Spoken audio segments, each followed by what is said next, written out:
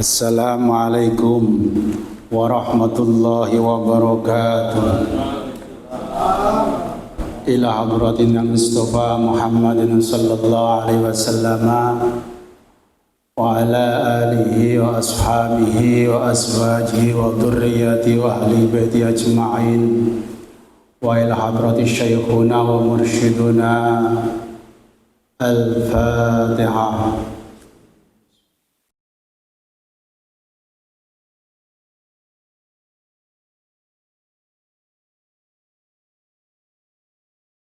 Bismillahirrahmanirrahim.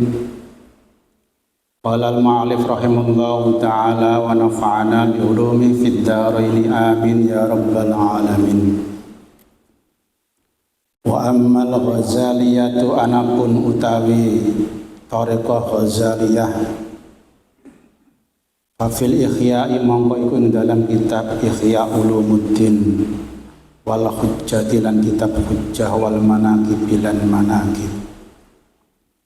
Wa amar rumiyatu anapun utawi tariqah rumiyah fa fi maskayun nufusi mongko iku ing dalam kitab maskayun nufus wal manaqib lan bira-bira manaqib. Wa amas sa'diyatu anapun utawi tariqah sa'diyah wal jistiyatu lan tariqah jistiyah wasyu'baniyatu lan tariqah syu'baniyah wal kalsaniyatu lan tariqah kalsaniyah wal hamzawiyatu lan tariqah hamzawiyah wal bayromiyatu lan tariqah bayromiyah wal isyaqiyatu lan tariqah isyaqiyah wal bakriyatu lan tariqah bakriyah wal umariyatu lan tariqah umariyah wal usmaniyatu lan tariqah usmaniyah wal uluwiyatu lan tariqah uluwiyah wal abasiyatu lan tariqah abasiyah wal zainiyatu lan tariqah zainiyah wal isawiyatu lan tariqah isawiyah al mahrubiyatu wal bakhuriyah lan tariqah bakhuriyah wal haddadiyatu lan tariqah haddadiyah wal ghaibiyatu lan tariqah ghaibiyah wal khidriyatu lan tariqah khidriyah wasyatoriyatu lan tariqah satoriyah wal bayumiyatu lan tariqah bayumiyah wal malamiyatu lan tariqah malamiyah wal idrisiyatu lan tariqah idrisiyah wal madbuliyatu lan tariqah madbuliyah wasumbuliyatu lan tariqah sumbuliyah wal uwaisiyatu lan tariqah uwaisiyah wal wasailul agabi lan sekarili pira-pira penggiding ulama sufi wal auliya lan pira-pira wali. Famadkuratun mongko iku den tutur fil kawakibid durriyati dalam kitab kawakibid durriyah wa nafaatul unsi lan kitab nafaatul unsi wa tadhkiratil auliya lan pira-pira pengilingi pira-pira wali. Alhamdulillah alladzi khalaqa awliya'ahu wa kashafa lahum khiyadha jamalih summa waffaqahum wa adlalahum bi hukmi jalalih wa zakahum wa falaqalahum subha anwarih wa adla alaihim samsa asrarih wassalatu wassalamu wa tahiyyatu wal barakatu ala akmali mawjudatih sayyidina Muhammadin wa ala alihi wa sahbihi wa auladihi wa dhurriyyatihi wa ansarihi wa khuddamihi wa atsba'ihi wa ahibbaihi alladzina narisu min anwa'i ulumihim wa nastafidhu bi faidhihim. Amma ba'du. Hadratul ulama wal masyayikh rahimakumullah, khususan guru agung kita yang senantiasa membimbing ruhaniyah kita dan senantiasa mengawasi gerak-gerik kita dimanapun kita berada.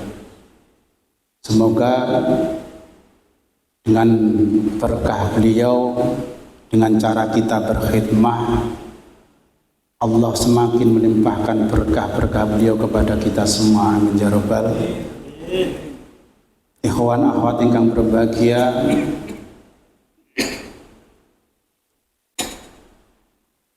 yang kami hormati seluruh pengurus LD3N Jawa Timur, khususon yang hadir Bapak Haji Kasman, kemudian para sesepuh khususnya Haji Poyo, Haji Hendro, Haji Junaidi nggak hadir ini, dan seluruh ikhwan akhwat yang berbahagia.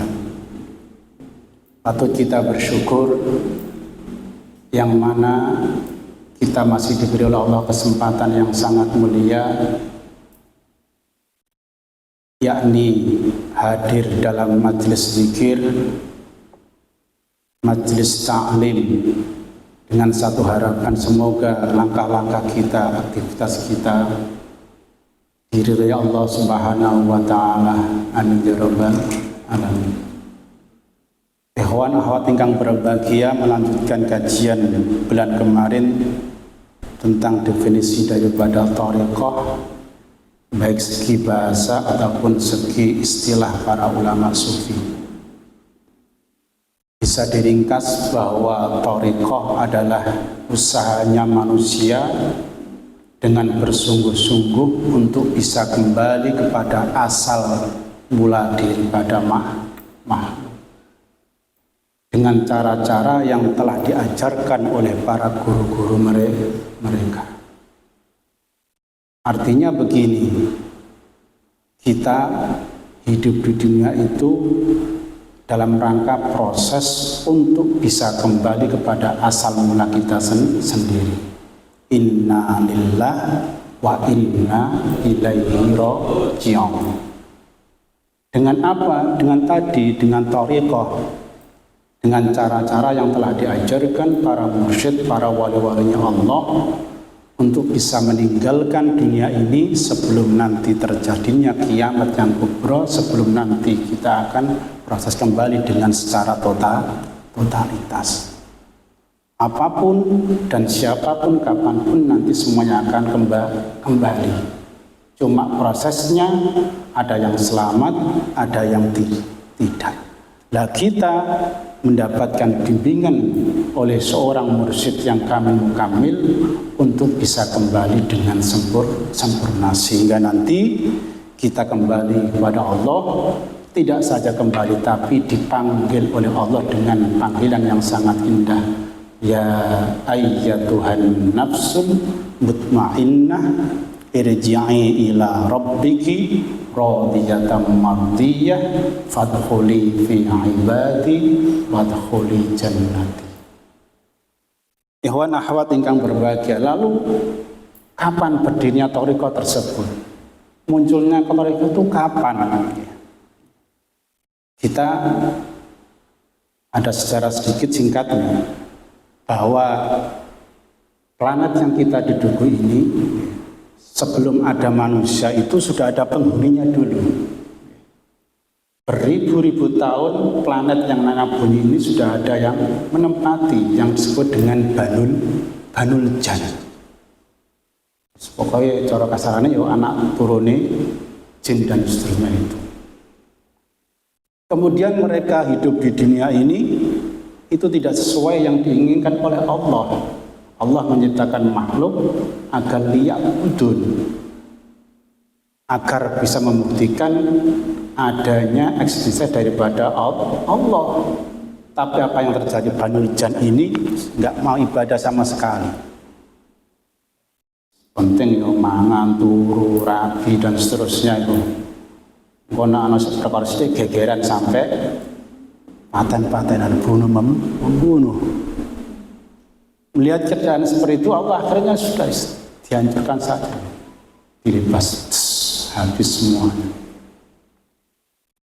Sudah, dunia ini sudah sepi sama sekali, tidak ada penghuninya sama sekali.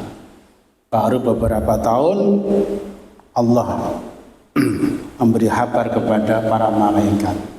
Wa idh qala rabbuka lil malaikati inni ja'ilun fil ardi khalifah.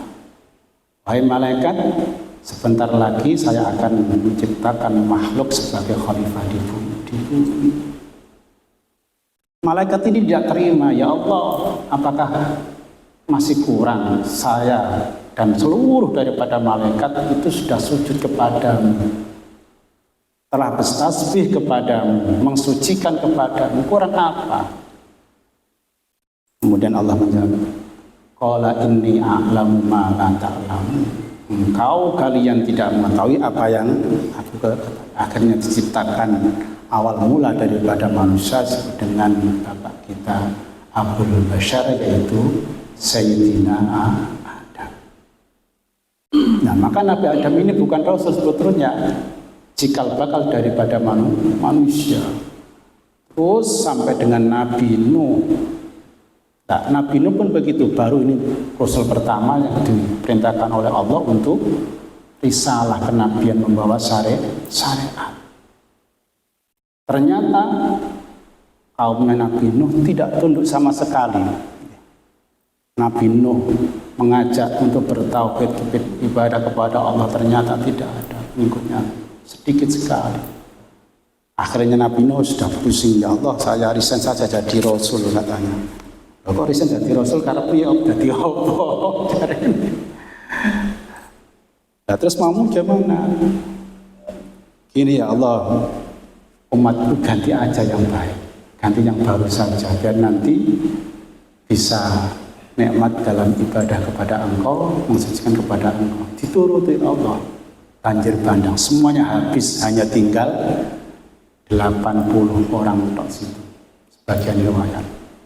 Maka kita ini sebetulnya adalah bukan keturunan Nabi Adam lagi sebetulnya, keturunan man hamalna ma'am, orang-orang yang dibawa bahteranya Nabi Nuh, sampai Nabi terus Nabi Musa, Nabi Ibrahim, sampai dengan Nabi Isa. Begitu jahatnya, begitu daripada manusia, sehingga para rasul dulu itu ya tidak mudah, tidak enak berjuang. Ya, mereka dimusuhi, dicaci dan seterusnya. Bahkan banyak yang dibunuh, Nabi Yahya, Zakaria dibunuh, Nabi Isa juga dibunuh dan seterusnya. Nah, setelah itu Allah tidak menurunkan lagi seorang rasul selama kurang lebih 500 tahun. Ada mengatakan 600 tahun disebut dengan masa fatrah, tidak adanya rasul dan nabi sama sekali. Dalam keadaan itulah manusia itu dalam keadaan sesat-sesatnya, disebut dengan zaman jahiliyah. Baru Allah mengutus seorang Sayyidul Awwalin wal Akhirin, yaitu baginda Muhammad sallallahu alaihi wasallam. Kurang lebih daripada 23 tahun Nabi berjuang tauhid. Itu pun pengikutnya juga tidak banyak di situ.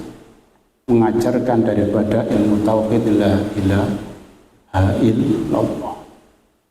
Nah, masa daripada Nabi ini masa yang paling bagus, masa keemasan di situ. Karena apa? Dibimbing langsung oleh mursyidnya mursyid, rajanya mursyid, yakni baginda Rasul. Maka sebetulnya thariqah itu tidak saja mulai daripada baginda Rasul. Dari setiap nabi, setiap rasul itu sebetulnya adalah sudah mengajarkan thariqah.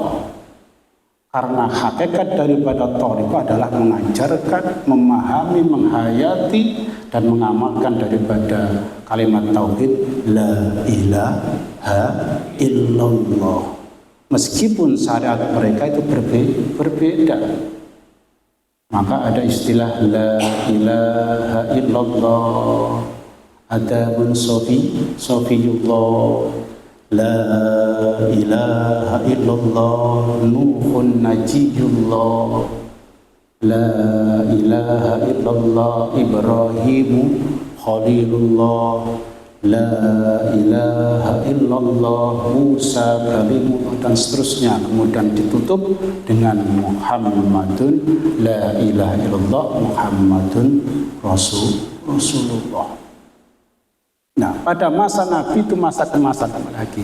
Generasi yang paling hebat, generasi yang paling sempurna. Karena dibimbing langsung oleh mursyidnya mursyid. Tidak ada lagi persilapan di situ. Baru setelah Nabi wafat terjadi daripada konflik. Dimulai daripada pelantikan atau pemilihan khalifah yang pertama yaitu Sayyidina Abu Bakar. Kelompok muhajirin mengusulkan Sayyidina Abu Bakar. Sedangkan Ansor tidak mau kalah. Jadi awal konflik daripada orang Islam sebetulnya sudah setelah Nabi wafat di situ. Kemudian Abu Waqqas ditunjuk.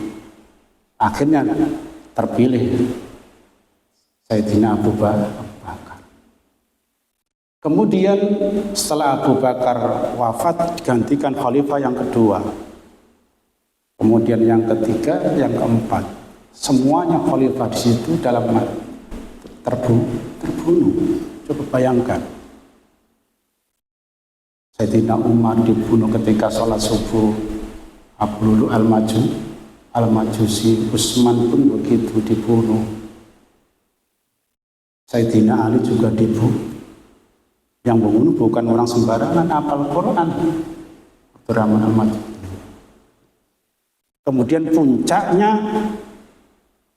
terjadi pertikaian yang sangat luar biasa di situ ketika khalifah dipimpin dengan Hasan dan Husain di situ.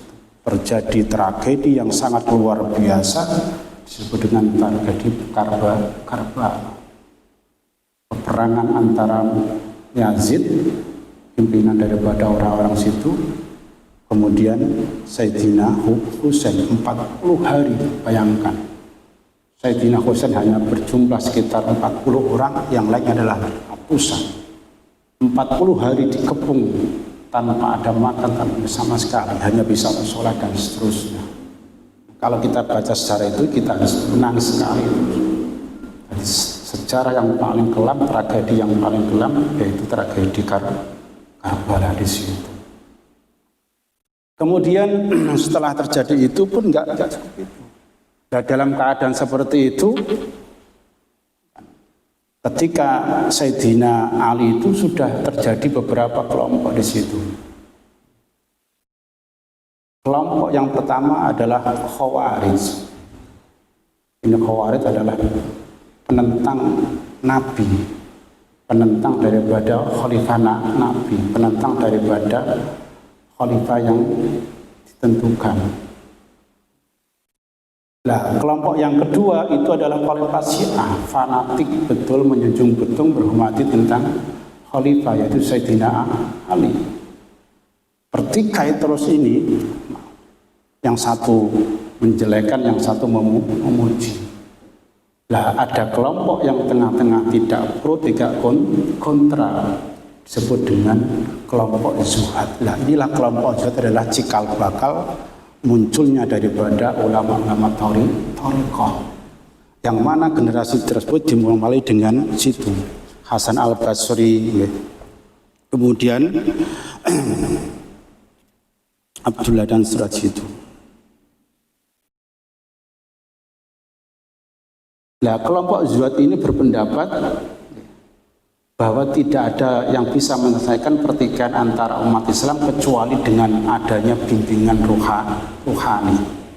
Hati yang suci, hati yang tentram itu bisa menenangkan daripada konflik yang ada. Maka karena pendapat ini tidak direspon oleh banyak kelompok, tetap bertikai terus. Nah, kelompok dari Pak Hasan Basri ini mengucilkan diri, ada yang di tengah di tengah-tengah belantara, kemudian sebagian lagi naik gunung di tepi lautan. Dia mengamalkan zikir-zikir, mengamalkan suatu talqin-talqin yang ditalqinkan oleh baginda Rasul sampai dengan bisa usul kepada Allah di situ. Baru inilah muncul nanti kelompok-kelompok yang bisa awal mula daripada Thariqah, baru kemudian generasi-generasi selanjutnya. Ya, kemudian setelah Islam itu damai sekitar abad 6, abad 5,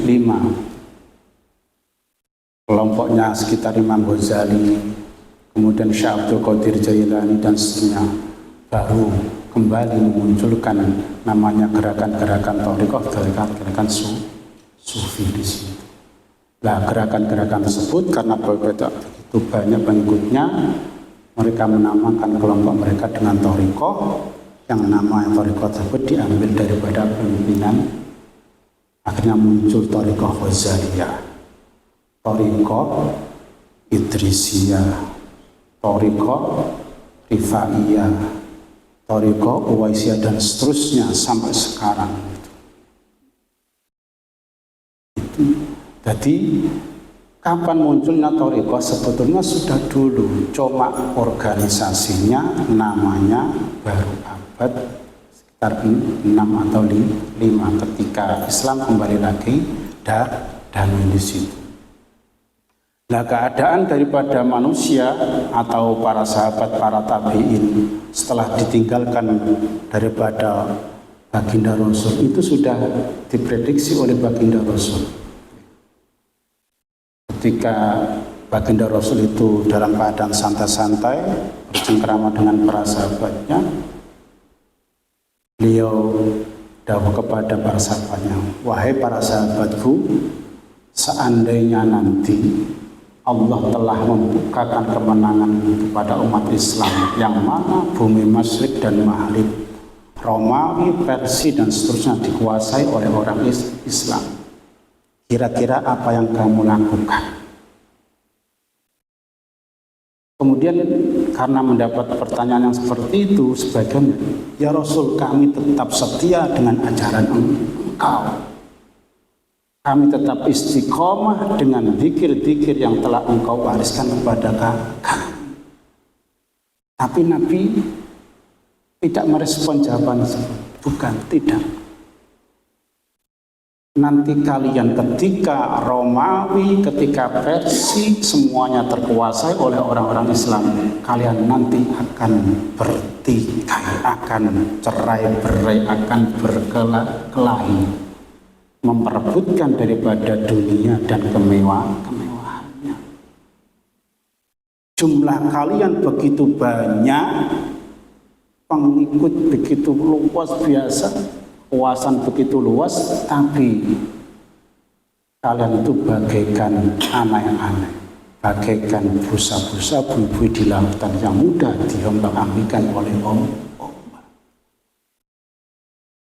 Maka prediksi itu betul. Apapun yang dikatakan oleh baginda Rasul terjadi betul. Mulai dari Khalifah pertama sampai dengan Abbasiyah, Utsmaniyah, Fatihah, terakhir Turki, semuanya konflik terus.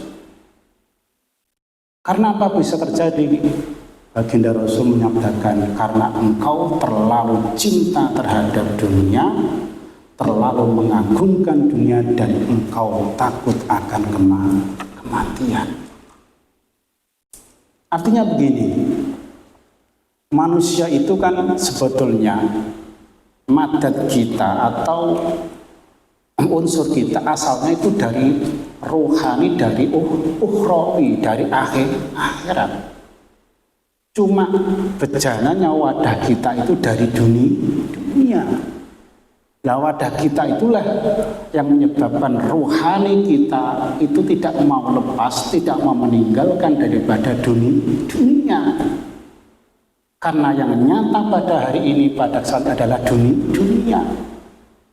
Badan kita berasal dari dunia, hanya ruh dan jiwa kita yang asalnya daripada Allah daripada ukhrawi. Maka ketika orang itu mencapai kesuksesan dunia, tentu dia akan enggan untuk mati. Kan gitu kan?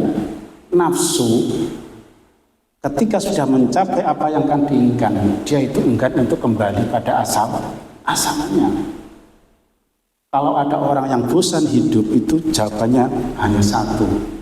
Mungkin dia putus asa atau sudah bosan hidup di dunia karena sudah tidak ada yang dicapai lagi. Ngoten. Kira-kira seandainya ini jenengan itu apa yang jenengan capai, inginkan itu tercapai. Pangkat ada, istri cantik, mobil mengkilat, rumah bertingkat, semuanya terpenuhi lah. kira-kira ditarik mati, mati saiki. Mboten Gusti. Mangkerin bojoku isih ayu jare. Gini mboten. Yang punya jabatan yang tinggi ketika jabatannya dalam keakhiran itu sukses, ditarik mati malaikat. Ayo mati saiki lah. Surga kapopo jare. Enggak, jabatanku masih menanti. Nafsunya bilang begitu. Dan semua dunia yang kita miliki, bahkan yang tidak kita miliki itu berkata, ojo dhisik mati. Dunyamu isi akeh, dunyamu isi enak, dunyamu isi nikmat. Nah inilah, thariqah inilah jalan keluar agar manusia itu meninggalkan dunia dengan sepenuhnya. Meninggalkan dunia sebelum ditinggalkan dunia secara paksa. Kan gitu, nafsu itu adalah sesuatu yang inginnya adalah enak, nyaman, santai, tidak usah, tapi mendapatkan segala sesuatu itu nafsu. Buktinya kalau kita ibadah, disuruh ibadah untuk mencapai akhirat, malah sebab akhirat belum nyata. Tapi kira-kira mana Pak Samyari kon kerja lembur, bayarannya double, atau Mas Thohir kan lembur, semangat apa tidak? Semangat, karena dunia nyata nafsu. Istri kita pun begitu, dunia sholat orang rakaat, kok tak kira gitu dari saiki sing ayu kok Luna Maya mamane ngono. Pasti enggak usah diperintah sudah mau. Tapi ketika kita diperintahkan sholat 2 rakaat malam hari nanti bidadari begitu banyak menyambutmu. Oh enggak. Lapo bengi tangis gak perlu bidadari ngasing saiki kono. Karena adanya nafsu.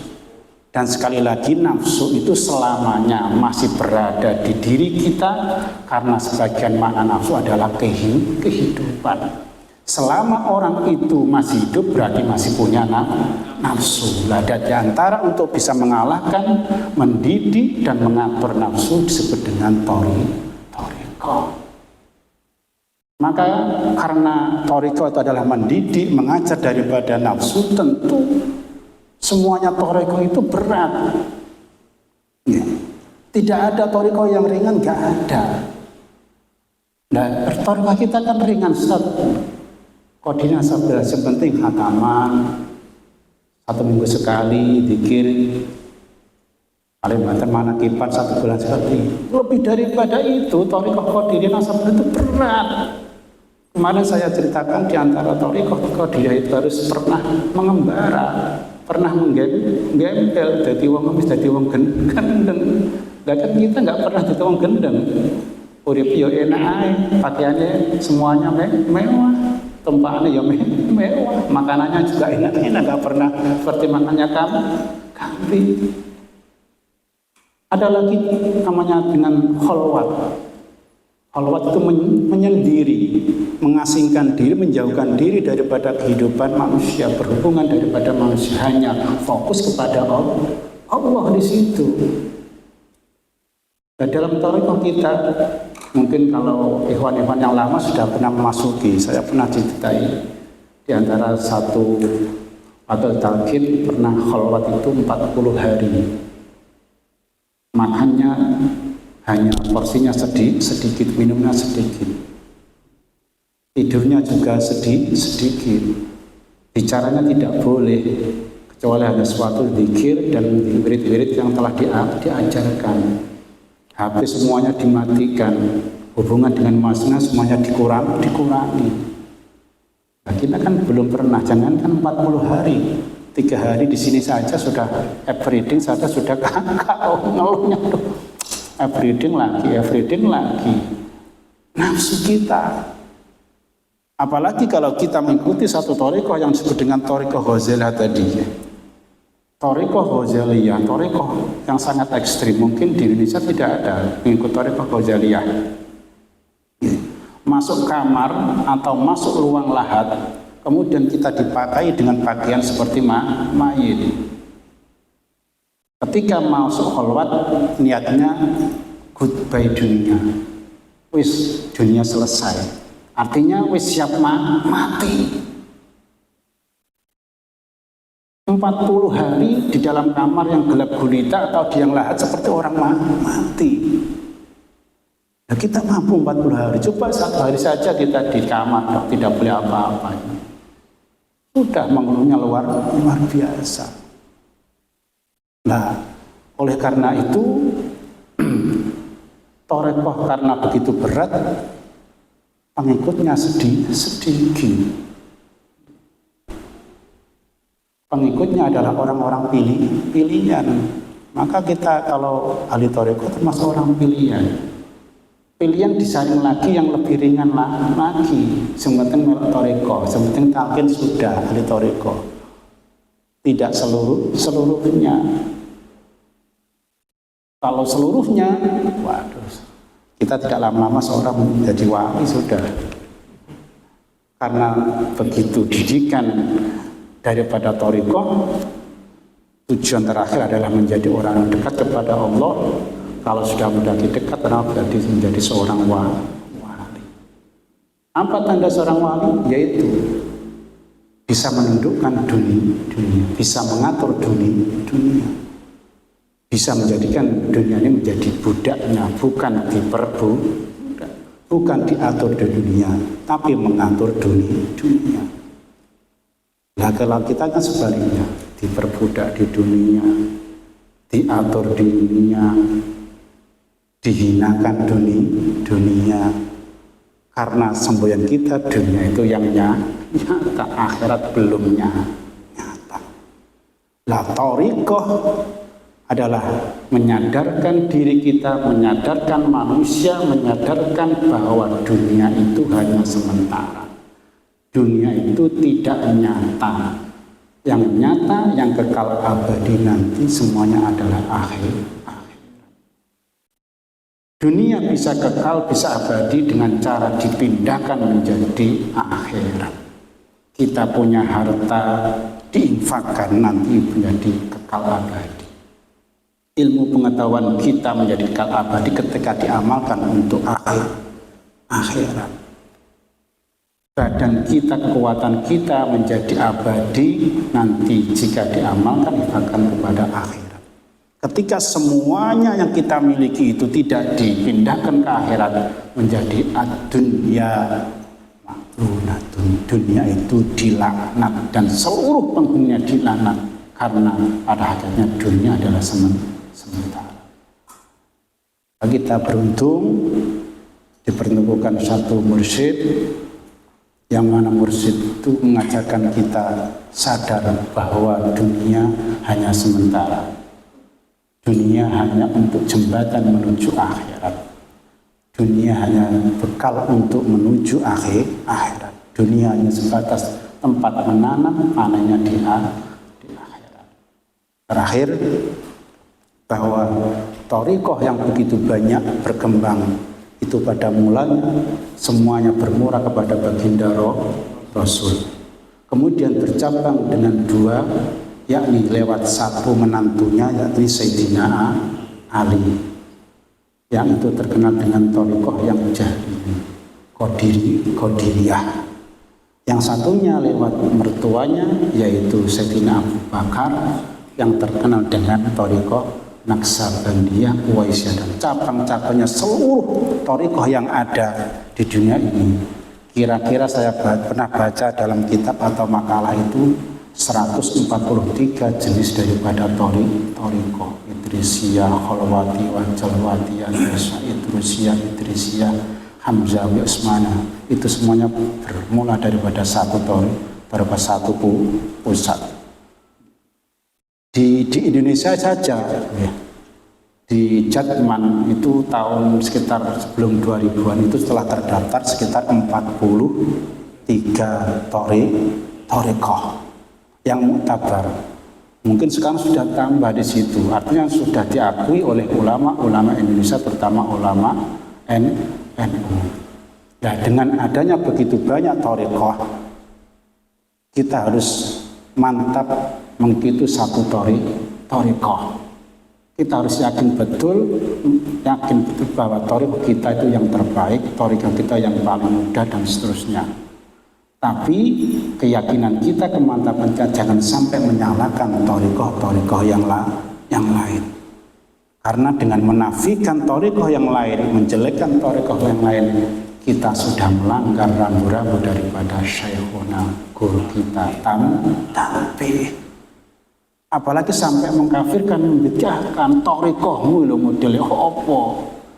Ternyata thariqah kita yang begitu baik dirusak dengan ikhwannya sendiri. Nah, kita sibuk mencari kesalahan atau kekurangan daripada thariqah yang lain. Kita tidak mengaku-ngaku atau berjalan di tempat. Malah thariqah sudah berapa tahun? 15 tahun. Tapi masih sering menyalahkan orang lain. Bahkan jangankan ahli thariqah, yang tidak thariqah pun, bahkan orang yang tidak beragama pun, non muslim pun, jangan sampai mencela.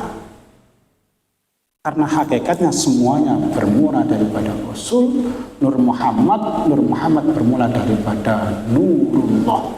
Ketika seorang itu menjelekkan orang lain, menghinakan orang lain, mencari kesalahan, pada hakikatnya telah menghinakan baginda Rasul, menghinakan Allah Jalla Jalaluhu sebagai sang pencipta. Oleh karena itu, kita harus kembali pada jargon pertama, ilahi anta maksudi waridhoka matlubi a'tini mahabbataka wa ma'rifataka. Mengenal Allah, makrifat Allah dan cinta kepada Allah itu dengan cara mengenal daripada makhluk yang ada. Ya. Makhluk yang ada yang paling terdekat adalah diri kita sendiri, nafsu kita sendiri. Kita pun tampang sibuk memperhatikan orang lain, diri orang lain, ternyata diri kita sudah tidak diurusi. Maka dalam satu ajaran dalam thariqah itu ada ajaran yang disebut dengan muhasabah, introspeksi diri. Setiap hari kita introspeksi awal daripada kita. Bagaimana ibadahmu, bagaimana sholatmu, umurmu sekarang sudah berapa? Sudah ada deposito untuk akhirat berapa? Jangan sibuk mencari kesalahan orang lain, sholat orang lain. Sholat kita belum tentu, ibadah kita belum tentu, thariqah kita belum tentu. Kenapa kita muhasabah terhadap orang lain? Sehingga kalau kita sibuk dengan muhasabah orang lain, mencari orang lain, nanti waktu kita akan habis. Dan tidak terasa waktu kita semuanya telah sia-sia dikarenakan sibuk dengan kesalahan, kekurangan daripada orang lain, kekurangan daripada thariqah lain, kekurangan daripada orang di sekitarnya. Kemudian mahabbah itu cinta, kasih sayang. Kasih sayang untuk mengerti. Ketika orang itu belum mengikuti thariqah, tidak sama dengan kita atau bahkan bertemu dengan kita harus dengan belas kasih. Apalagi masalah akidah. Lakum dinukum waliyadi, kembali lagi kepada tauhid. Dan ketika kita mahabbah kepada Allah, ma'rifat kepada Allah, semuanya itu indah. Karena apa? Apapun yang terjadi pada hakikatnya adalah kehendak Allah. Hakikatnya adalah kudrah daripada Allah. Kenapa engkau mencaci yang terjadi? Karena di antara tanda sufi, tanda ahli thariqah adalah meridhoi, rela dengan apa yang terjadi pada diri kita, terjadi pada dunia, bahkan seluruhnya. Bahkan nanti di akhir hayat semuanya dalam keadaan ridho. Itu adalah salah satu ciri daripada ahli thariqah, ahli sufi. Itu saja yang saya sampaikan. Semoga dengan pengertian adanya sejarah thariqah, begitu banyaknya thariqah, kita sampai menafikan thariqah lain. Yang penting kita harus meyakini thariqah kita, mengamalkan thariqah kita, mengembangkan thariqah kita, melestarikan thariqah kita, sehingga dengan satu thariqah saja insya Allah nanti kita bisa bertemu dengan baginda Rasul, bertemu dengan Sayyidina Muhammad, kemudian bertemu dengan Allah dengan pertemuan yang sangat diridhai, pertemuan yang sangat diberkahi. Amin ya rabbal alamin. Bismillahirrahmanirrahim. Alhamdulillahirabbil alamin. Allahumma shalli ala sayyidina Muhammad. Allahumma sayyidina Muhammad. Allahumma ja'alna wa ahlana wa dhurriyyatana wa talamidana wa jama'atana min ahli al-'ilmi wal khair, min ahli al-ibadah, min ahli as-salam, min ahli la ilaha illallah Muhammadur Rasulullah. Yassir lana umurana min ad-din wa dunya wal akhirah, sallimna min afati dunya wa adzabil akhirah. Allahumma anfa'na bima 'allamtana wa 'allimna ma yanfa'una. Allahumma anfa'na bima 'allamtana wa 'allimna ma yanfa'una. Allahumma anfa'na bima 'allamtana wa 'allimna fi sayyidina Muhammad sallallahu alaihi wasallam. Alhamdulillahi rabbil alamin. Al-Fatihah. Rabbi yassir lana